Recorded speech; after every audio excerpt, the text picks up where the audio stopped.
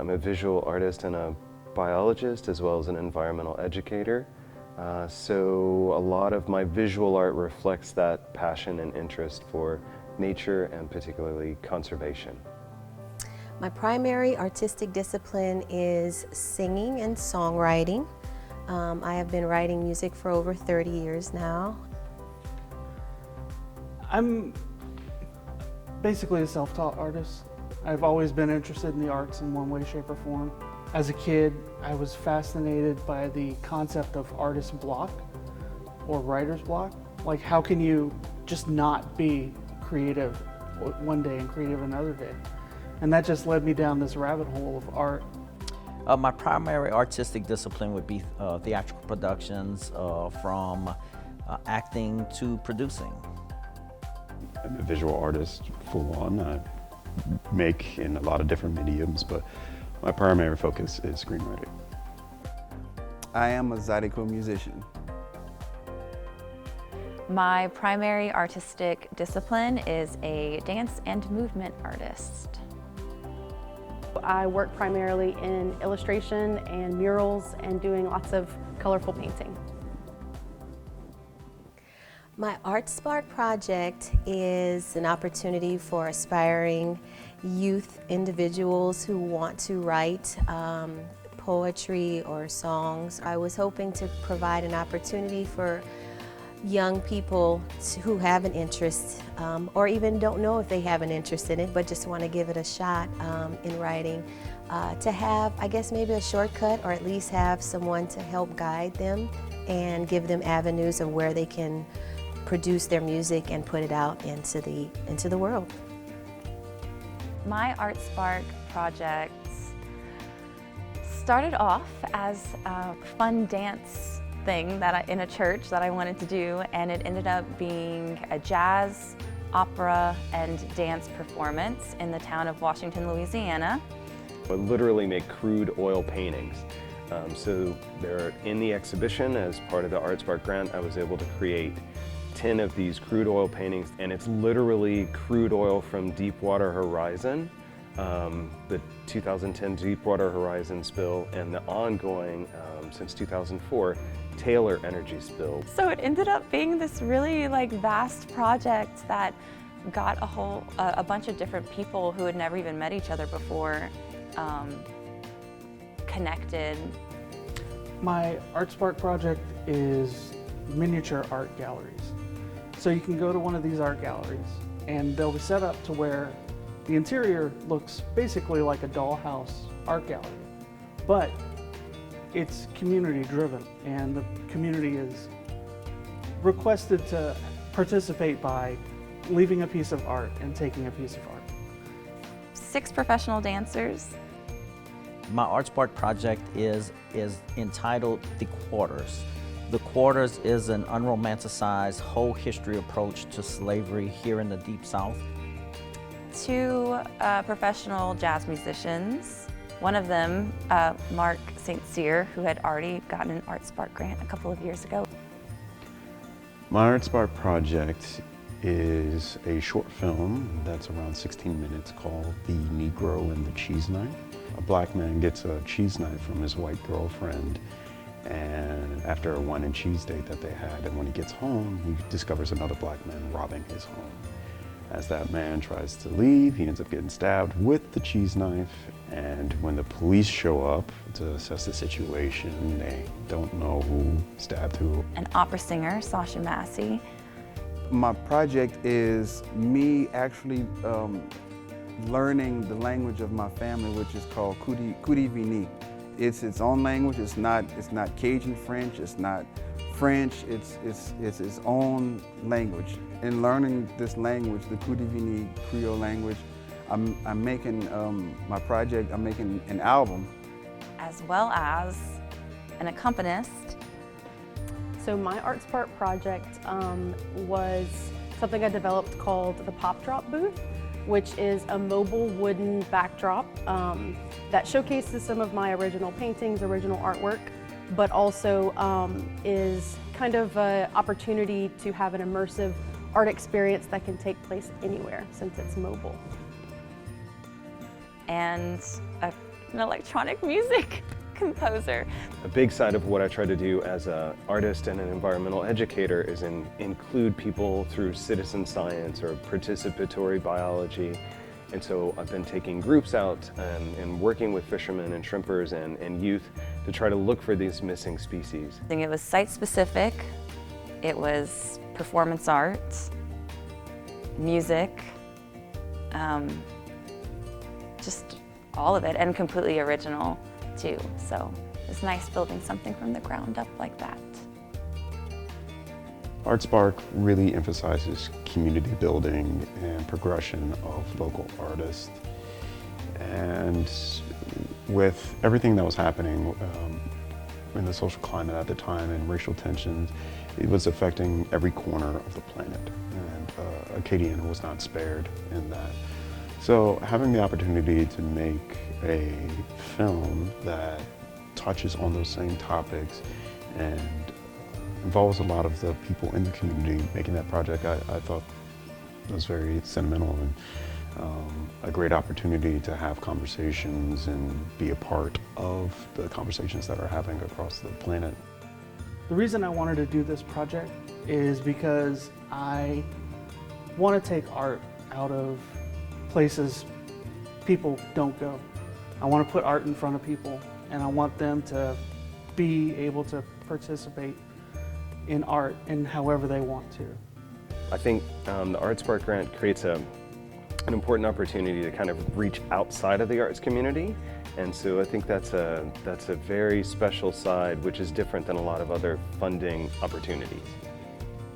Community outreach, that's something that I've never done as an artist. I've always just been like, I guess, emerging, so you're just really worried about like, what is my role? You know, is my art good enough? But it's actually so much more. It's also about like going to one of the public schools and hosting some sort of workshop and getting to like see those children and see how much they love to just dance around and move around and crave that. Yeah, that's like, I had no idea that it could be so easy to do that too, and so fulfilling. It was something that I thought would be beneficial to other small town girls like myself who had aspirations of putting their music out. And I knew that I needed help, especially in just the funding to record, because recording can be costly, as well as hosting it at Macomb Vise's community house. Specifically, the funds for ArtSpark went to paying the local artists for the murals, paying a construction company to build the physical boxes. Portion of it is going to go to promotions. Aileen Bennett is going to be doing a map of all 4 locations, and those will be made into like little flyers and whatnot. The funds from the ArtSpark grant went on to fund the set pieces, everything from hiring a composer to write the music, down to the costuming and the choreography. So I originally came up with the design and the structure of it years back, and it was made out of cardboard, so it did not age very gracefully. So with the ArtSpark, I was able to actually get some welding, some metal, and some hardwood components and make it long lasting. And then also be able to pay all these wonderful creative people to partner alongside with me. The ArtSpark grant was really helpful because it paid for the framing, those special frames that we made for the oil paintings, as well as some of the other materials involved, the paper and some of the basic art supplies. One of the more challenging things about this program for me was staying organized and learning how to correspond with people and also put my ideas onto paper eloquently and in a way that made sense. The most challenging part of the ArtSpark project is just, I guess, the grant writing part. The most challenging thing about this project was writing the grant itself. I had never done grant writing before. The only other grant I had done was for previous ArtSpark. Just normally it's me kind of deciding my schedule for the day, for the week. Part of creative collaborations is working with everyone's schedule, everyone's timeline, and so that was pretty tricky as well. But it just made those interactions when we were able to come together for a shoot or for a brainstorm session that much more special, because it took a lot of work to schedule it to even get to that point.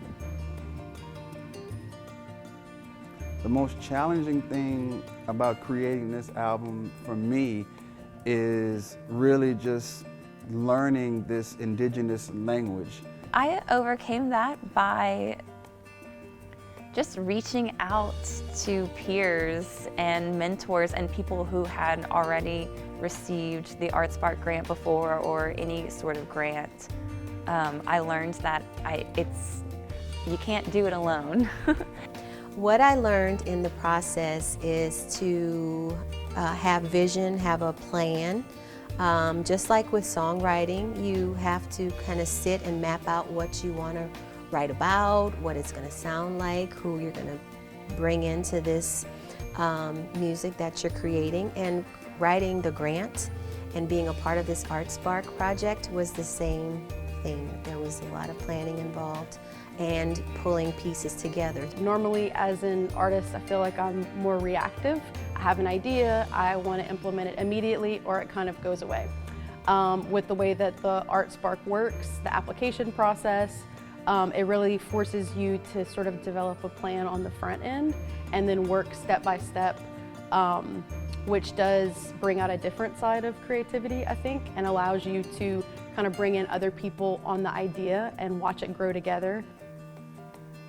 I learned the business side of the arts, which is really important, because if you want your message to be heard, you know, it's very romantic to think, oh, I'm just the bohemian artist, but having it all there in front of you and knowing what your goals are, which is what ArtSpark helps you to do, just makes it so much easier. And yeah, I'm definitely going to take that with me from here on out. The Opportunity Machine is, the whole focus is centered around SARBs of just entrepreneurship and connecting people within the community and to help them grow. Being an artist is also being a business, your own business as well too. So it was really cool that ArtSpark also has an investment in artists in that kind of way. The best thing about the ArtSpark project for me was that I could take a wild idea, throw it out there, and get really good feedback whether or not I got approved. And as I go forward, as far as writing music, I choose to write in Cory Stewart. Just how important it is to get outside of your own head and have creative collaborations. A lot of times when I'm working on a project, I can be very focused and get it done. And the nature of these, especially because for the actual portrait shoots, I was more of a creative director. I didn't have as much control, so it did allow me to kind of enjoy the process more, and we had just a lot of fun. The ArtSpark grant helped me take a vision of something that I've had for the past 12 years and turn that vision into a reality. Mon nom c'est Cory Ledet, et mon famille sort pas prochaine Pombro et Saint-Martin, et toute mon famille parlait Cory Stewart, et m'a juste apprendre Cory Stewart. If I hadn't just taken the chance to try and to go ahead and write the grant, my very first one, I wouldn't be here, you know, producing an ArtSpark project. Acadiana is filled with creative people that really have to push through a lot of hurdles. I think just being a Southern artist, there's naturally some hurdles that you wouldn't face in other places. And we all have dreams and ambitions and projects.